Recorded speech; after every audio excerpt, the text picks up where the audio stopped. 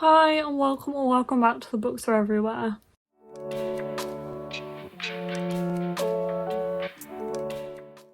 I'm not gonna lie, it's probably not the best time for me to start a new vlog. However, I'm starting a new vlog because I have like this idea that I want to do and I want to start it now. Basically, I'm not very well. I don't really know what's going on.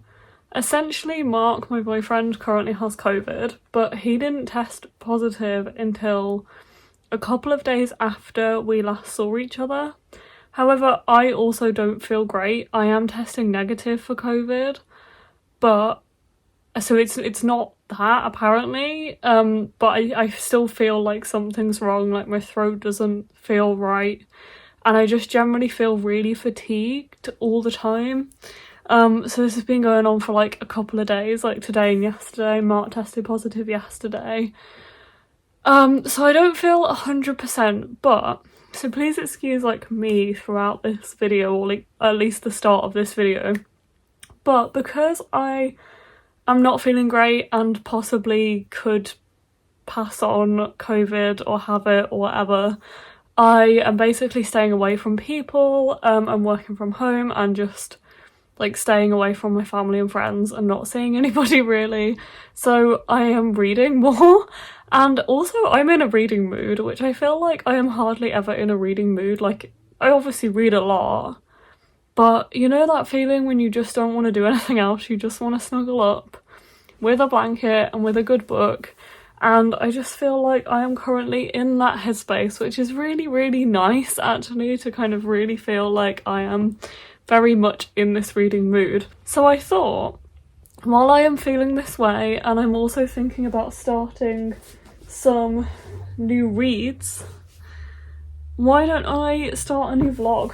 I've also been watching a lot of Books on Lala's videos, and she's so amazing with what she does, and she does so many themed vlogs. I feel like she has inspired me, so today I'm going to be starting a vlog that will go on for probably the rest of the month. That is me reading the books I picked out in my March TBR game, which is Mini Golf TBR, where I play mini golf, TBR mini golf, where I play mini golf to decide what I'm going to read. I will leave the video linked down below, but it's this video, and every month I do this. I decide what I'm going to read based on playing mini golf. It's a lot of fun, and I have these 5 books. So I thought, why not vlog the experience, just to give you guys like a much more in-depth thoughts and feelings on the books. I often just mention them in the wrap up for the month and in the next month's TBR game, like the next month's edition of TBR Mini Golf. But I thought I would like to do it this month and maybe continue this if it goes well, actually doing a vlog, because I feel like I never really get in depth with how I'm feeling about them, and also this might give me some motivation to actually finish them by the end of the month.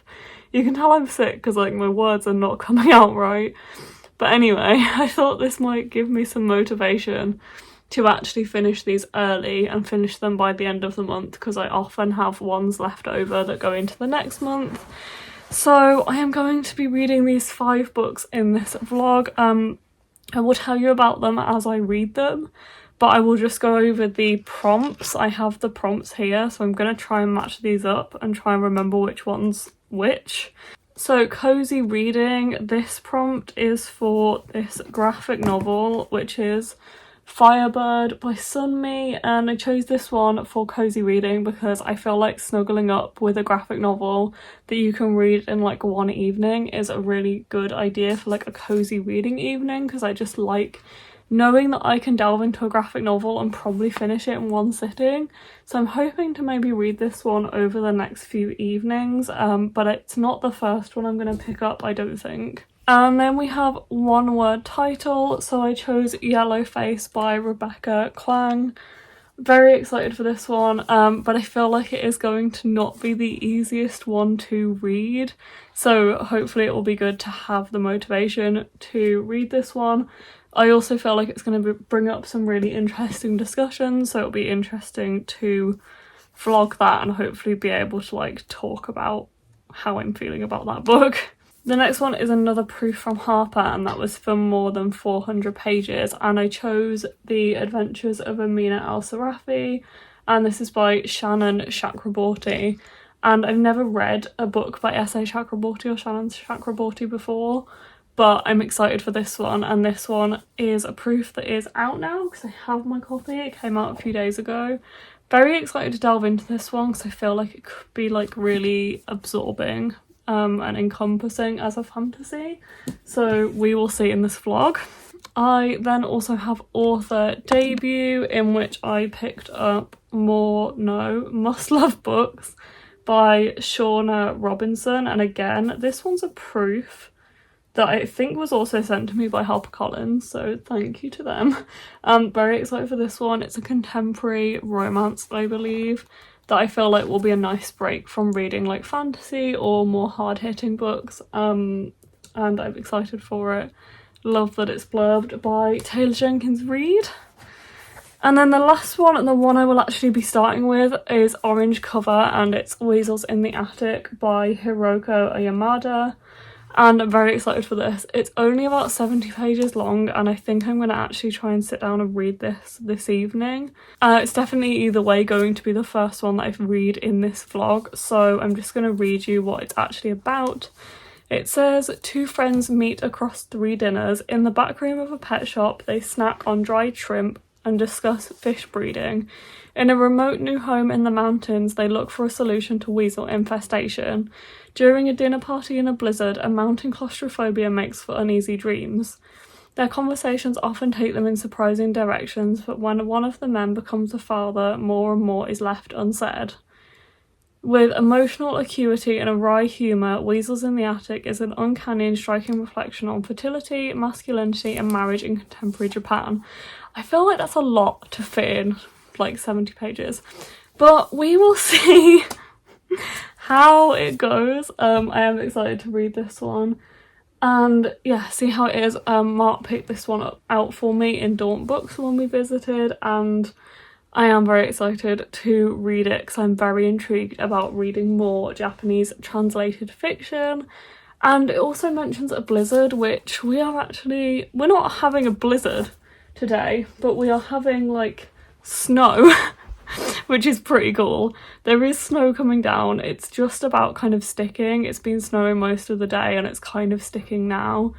But anyway, I'm gonna set myself up for a cozy evening with the candle, with the snow. I'm also actually feeling like I might want to do a little bit of fitness. So I think I might set up, I'm going to say Wii Fit, it's not Wii Fit, Ring Fit Adventure on the Switch, which I haven't got on in over a year. But I feel like I'm at a point where I want to gently ease myself back into fitness that isn't running. And I think I might do some like gentle exercises on there. So I'm going to do that first, get changed and settle down for the evening and read some of Weasels in the Attic.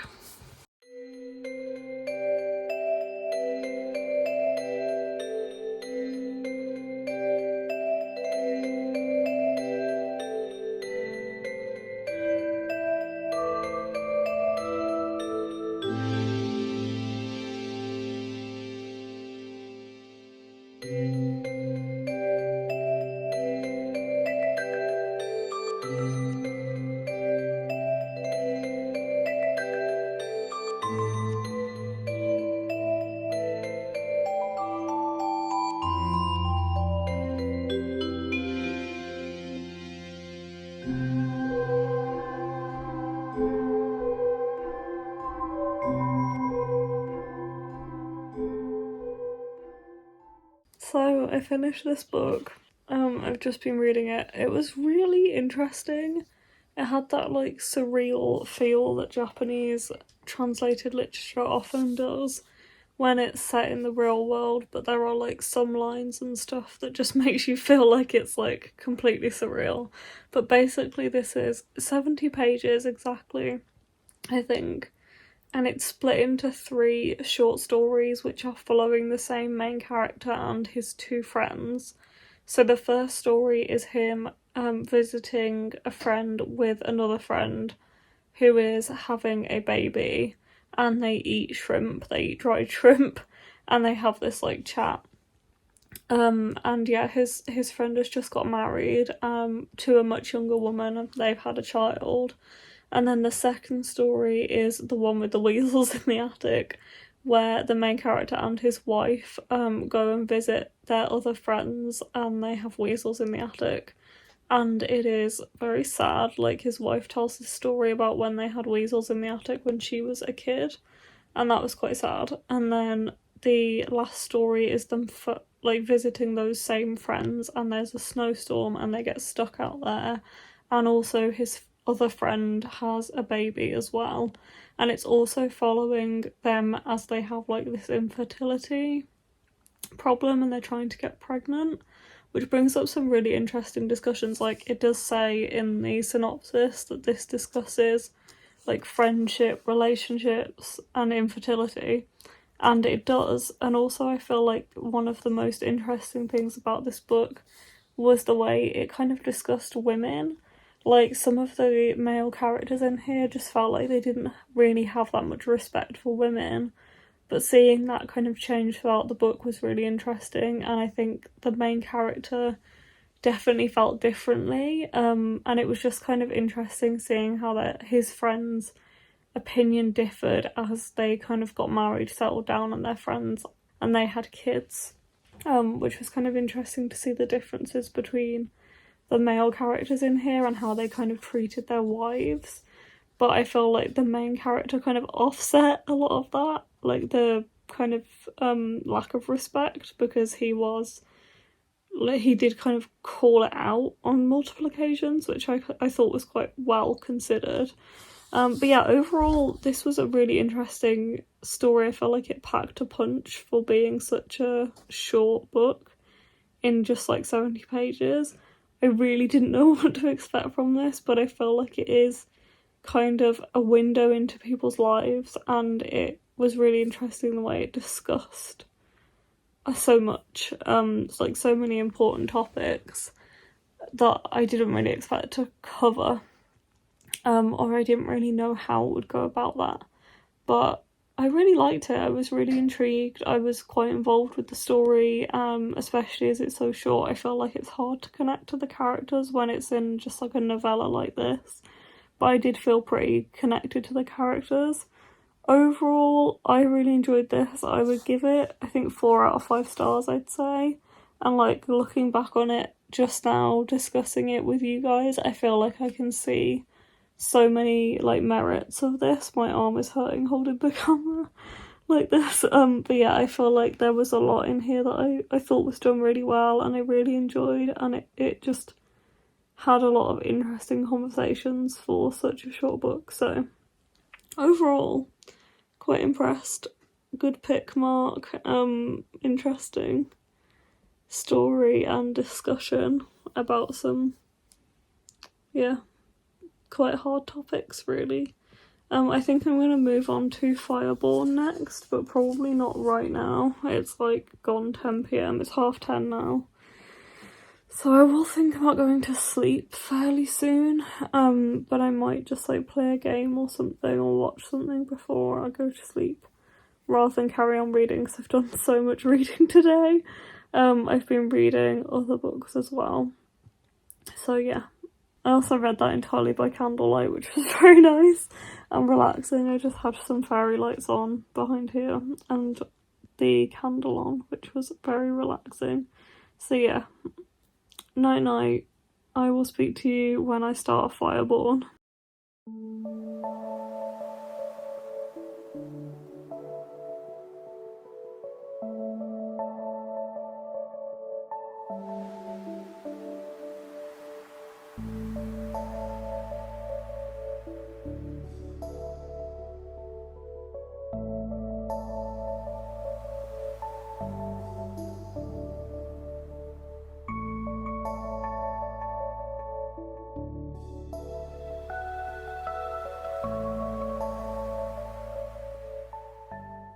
Hello. I've just got out of the bath, which is why I look like this. so please excuse me. But I wanted to talk to you about this book because I just read it in the bath. I was going to introduce it before I started it, and then I thought, you know what am I going to read in the bath? This. So I read it. I think I called this incorrectly Fireborn last night. It's actually called Firebird, which is about a car. I can't remember the name of it now. Something Firebird. But anyway, I read this and I feel like that constitutes as a cozy evening, as a cozy read, because I read it in the bath. As you can probably tell, I'm still not 100% well. I've actually kind of felt worse today. Like, I just couldn't focus on anything earlier. I'm a little bit better now, but yeah, work, like today I just could not focus on anything. And I've just felt really kind of like out of it, and my throat's still not good. But I'm okay. Anyway, this book. So this is a queer coming of age. It's a graphic novel debut. And it's basically about this girl called Caroline who is feeling the weight of kind of life, and she's growing up. She's actually tutoring this other girl who is gay, and she is having these kind of feelings like she might be attracted to girls herself. She's feeling this pressure from her family, from her mom, to do really well at school, and to not kind of step outside the boundaries, step outside the lines of like what her mom kind of wants her to do, which is kind of like straight A student. And then she starts tutoring this girl called Kim, who is kind of more like she does what she wants to do, and she kind of pulls Caroline into that a little bit, and Caroline kind of sees outside of, I guess, like what her mom's taught her and what she's been living with. It was really interesting. It kind of reminded me of Messy Roots in some ways, with some of the topics that it discussed, which is it's actually a graphic novel memoir that's published by Harper. I think it's published by Harper.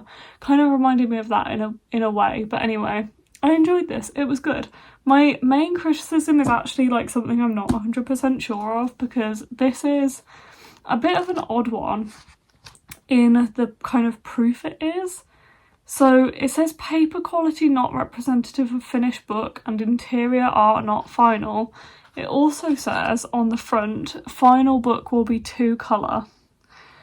And I'm just a bit confused about what the final thing is going to look like, because the start of this book is like, it's scratchy, but the artwork is really finished and polished, and it looks really nice. And then as you go throughout the book, this is a proof copy from Harper, it is very, very unfinished, and I honestly just struggled to see what was going on some of the time.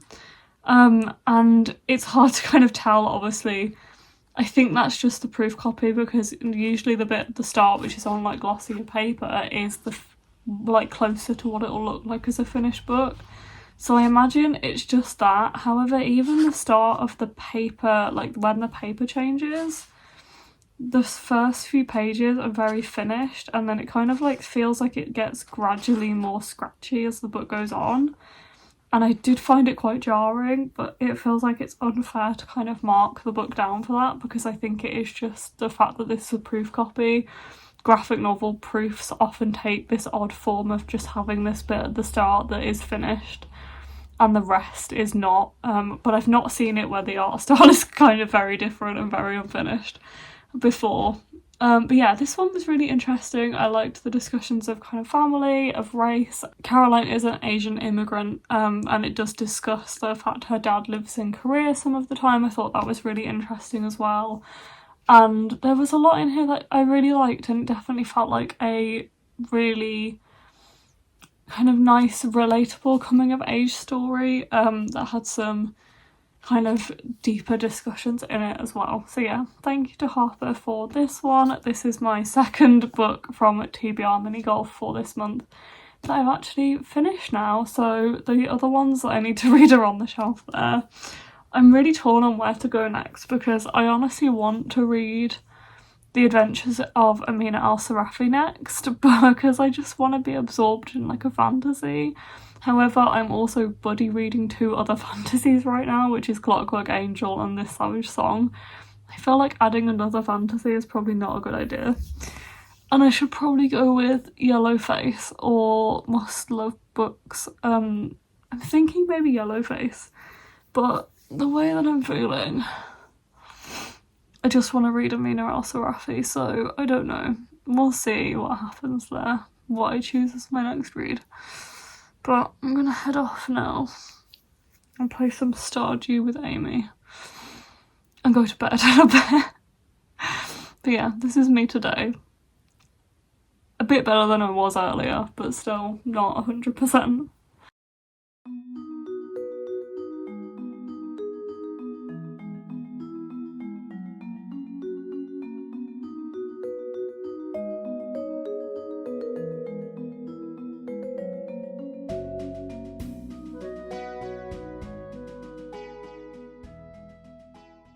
Even in the 1700s, that she could fall in love. It's just a ridiculous notion for where she's at in time.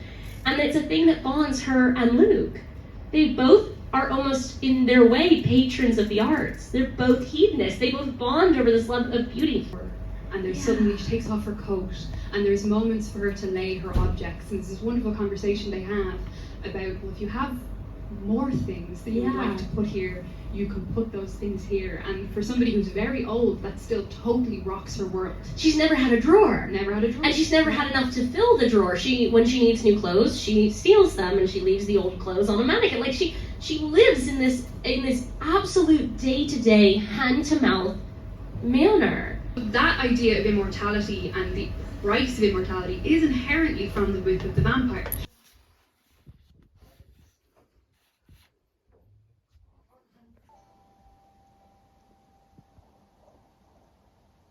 Hi, it has been about a week since I updated you last, not gonna lie, but I'm back. I am back to reading books that are actually on my TBR for this month. The reason I haven't been updating you is because I have been buddy reading Our Dark Duet with Alex, which I am nearly done with now. That's the back. And I've also been rereading Clockwork Angel, and I've been doing a lot of work this week, to be honest. I've worked a lot, so I haven't had time to pick up another book, and I was umming and ahhing about which one to pick up because I honestly wanted to pick up The Adventures of Amina al-Sirafi, but I knew I shouldn't add another fantasy to the mix, so I finally, last night, picked up Yellowface by Rebecca Klang. This is so good, guys. Like, it's so good. I am halfway through right now, just under, and I am hooked. Like, I did not expect to feel this way about this book. I've heard people say that they are hooked by this and they didn't want to stop reading, but I honestly just couldn't imagine that I would feel this way about it. Like, I've read The Poppy War and it is such a big, sprawling, high fantasy. I couldn't really imagine Rebecca's voice in a book like this, but this is like punchy, kind of on the edge of contemporary fiction, whereas I expected it to be more like literary fiction, and it has elements of that, but it's more like a contemporary, almost like it has thriller elements because it's very kind of gripping and there's this mystery element to it. If you don't know, this basically follows,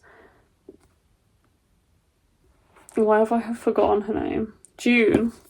This follows June, whose friend Athena dies, kind of in her presence, and when she's there, kind of witnessing her friend's death, she swipes her friend's manuscript, and basically June and Athena were both graduates at Yale the same year, and June has seen Athena have all of the success that she wanted.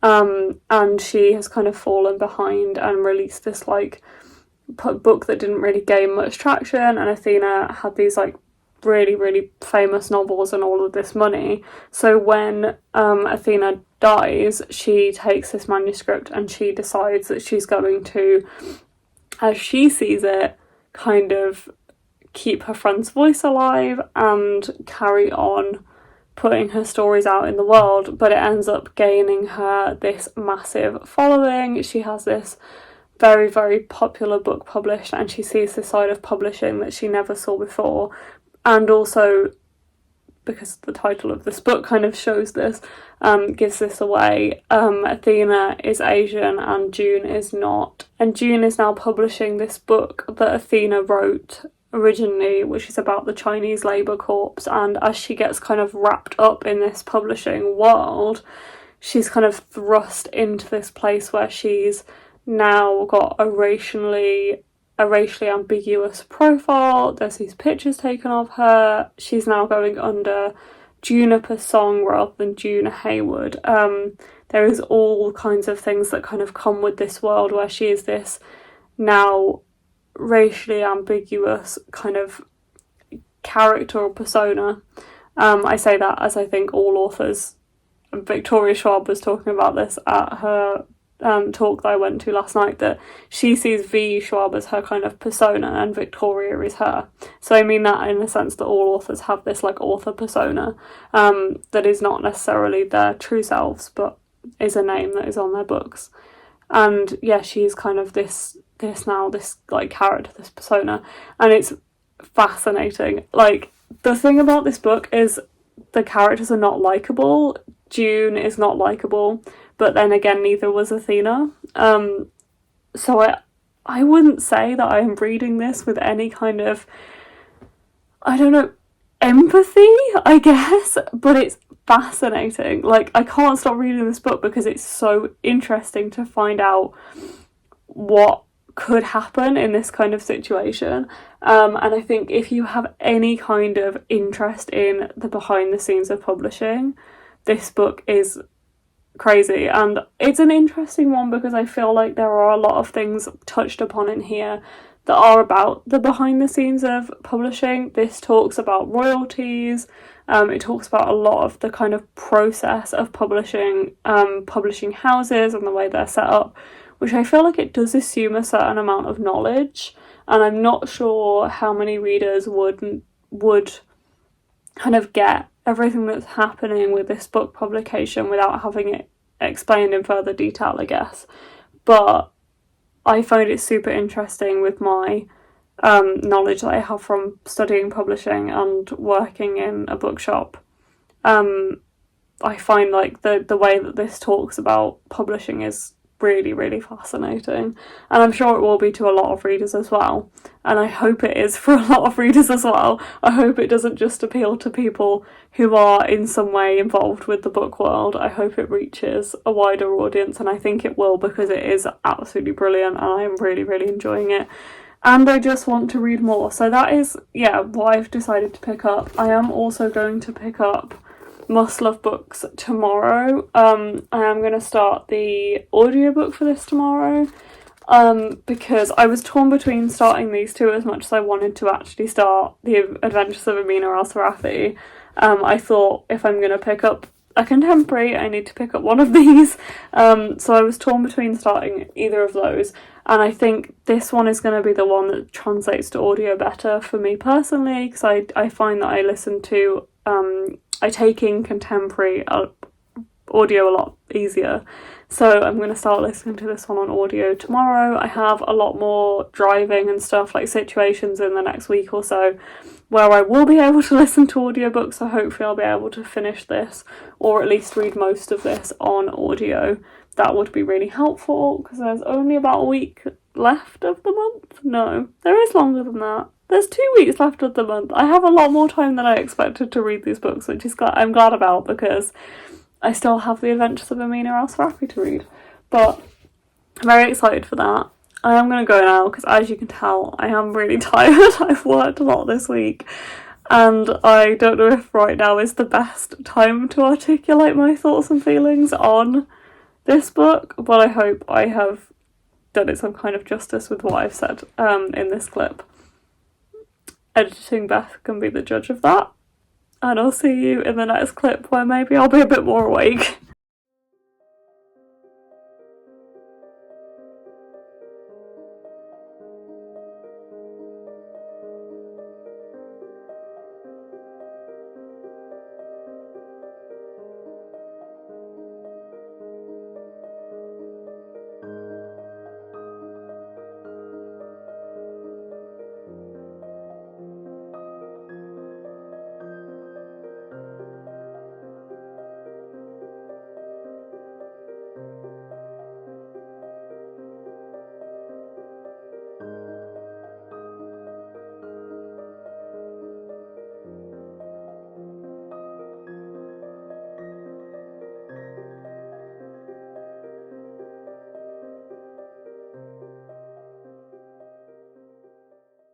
Hello, we're in my car. I have been meaning to update you for a couple of days now because I actually finished Yellowface a few days ago.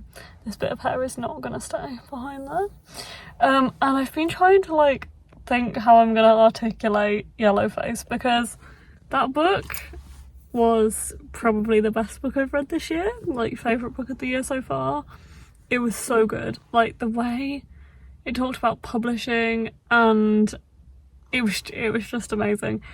I don't often like books where the characters are not likeable, and it was so hard to sympathise for the characters because all of them were very, very deeply flawed, especially our main character, who I have already forgotten the name of right now. That's a train going past. I'm at the train station. Athena Liu is the author, and then I can't... Why has it just gone out of my brain? Juniper Song, June Haywood. Okay, June. It was very difficult to like her because she was evidently written as an unlikable main character, which I just found fascinating. Like, the way I would describe this book, and I don't mean this in the British sense of I don't know what to say, I mean this genuinely, is it's interesting, it's fascinating. Following these characters was incredible, like trying to find out where this story would go, insane. I just wanted to know what was going to happen. It felt like a thriller in the sense that I just wanted to read on. When I was not reading, I was thinking about the book and how the story might come together. I was thinking about what might happen, there's another train, in the rest of the story, and I just wanted to pick the book up, and it just felt like that kind of reading experience that reminds you why reading is so amazing and why you love reading, because you just want to carry on reading and be all encompassed in this story, which was really special, and I just loved it. And yeah, I just wanted to sit there and read until the end, and I did. I read it in probably only a few days, and I really enjoyed it. 5 stars, definitely. The discussions of publishing and publishing a book and the book world were super interesting to me, and I feel like if you have even the slightest interest in what publishing is about, then it will be fascinating to you.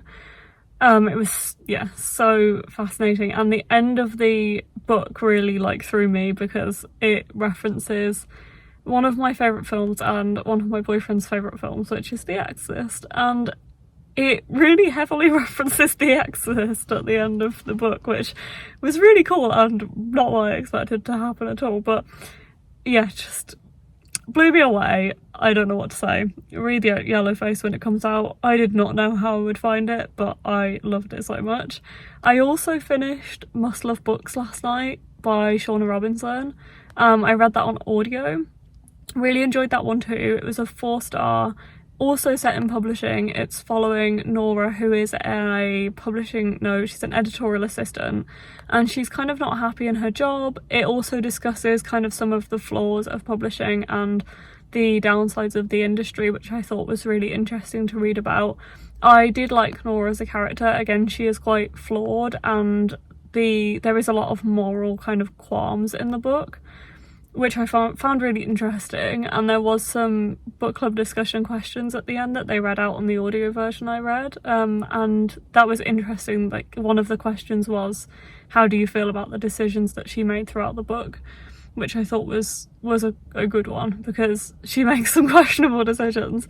But yeah, I found that really interesting too. I liked the romance. It does cover some dark themes that I didn't expect, like suicide and depression, but I thought they were handled quite well, and I really enjoyed the book overall. I really also liked how it kind of concentrated on Nora trying to get better and get help without being in a relationship. Like, the relationship was not the focus of the story.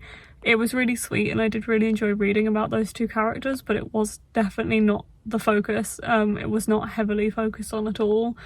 And I liked that. I liked how the ending was kind of left quite open as well. But yeah, so I finished those 2 books over the past few days. I have started literally the first couple of pages of The Adventures of Amina al-Sirafi, and I'm about to carry on because I have train to catch in a minute, so I'm gonna do that. Going down to London, so you'll see hopefully a few bookshops as well. Someone's about to park next to me, so I'm gonna go now. Bye.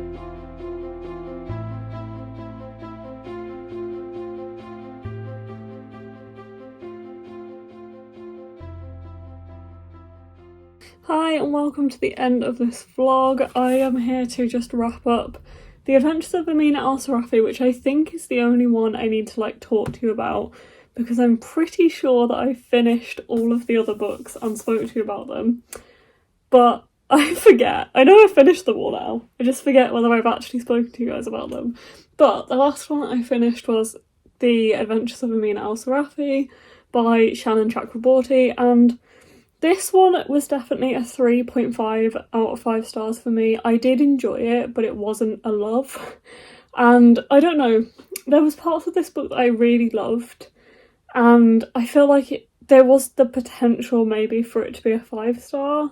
I know people are a massive fan of Shannon Chakraborty's work and the Daevabad trilogy, which I haven't read yet, but I think I would like to, and I think I would continue with this series. I think there's meant to be more out, and I have a feeling that the nature of this series will mean that it's like following another part of Amina's life, or Amina's daughter's life maybe, which I think I would be interested in revisiting.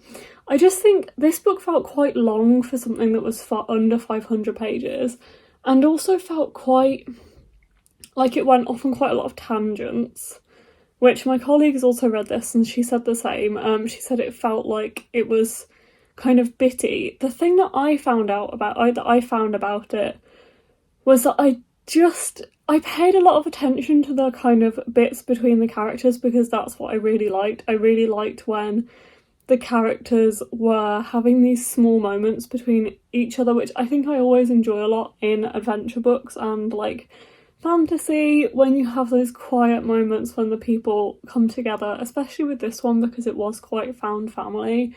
And the first part of the book was like Amina finding these people that she'd sailed with before and bringing them back into her life, and I really liked that aspect of it. I think I was so focused on that sometimes I missed the bigger moments. It was like I was all of a sudden like, how did they get there, or how did they find her, or what happened, like what did I miss, because I was paying so much attention to these smaller bits. So I don't know, I feel like I did enjoy a lot about it, and I don't want to say that I disliked it because I definitely did enjoy it, but I feel like there was some things about it that I feel like I could have enjoyed more. In the writing style, I really liked the characters, and I also really liked Amina and the fact that she's like this older pirate. I thought that was a really cool idea, the fact she's kind of retired, she's got a kid, she wants to step back from this life, she wants to have a quiet life, and she's kind of dragged straight back into it. There was another bit in here that, like my colleague said, was just really odd. Like, there's this part where she goes into this world where her ex-husband is living, and it's just madness, it's just utter nonsense. Like, the fantastical world that he is part of is insane, which is fine, but it also doesn't really fit with some of the book, I guess, in a way. But yeah, I don't know, I did enjoy it. As I said, 3.5 stars is still a great rating. Like, there was a lot that I liked about it. It just didn't capture me in the way that I wanted it to. And it definitely wasn't like a 5-star, but I did like it still. Okay, so I think I will check my footage back to make sure that I have wrapped up all of the books that I needed to read in this video, but I believe that I have. I hope you've enjoyed seeing this. This is the first time I've done a vlog over the course of the month like this with each book that I read for TBR mini golf, but I hope you enjoyed it. I will be trying to continue this series in April as well, so hopefully you'll come back for that video and some of my other videos. So yeah, hopefully I'll see you in the next one. Bye.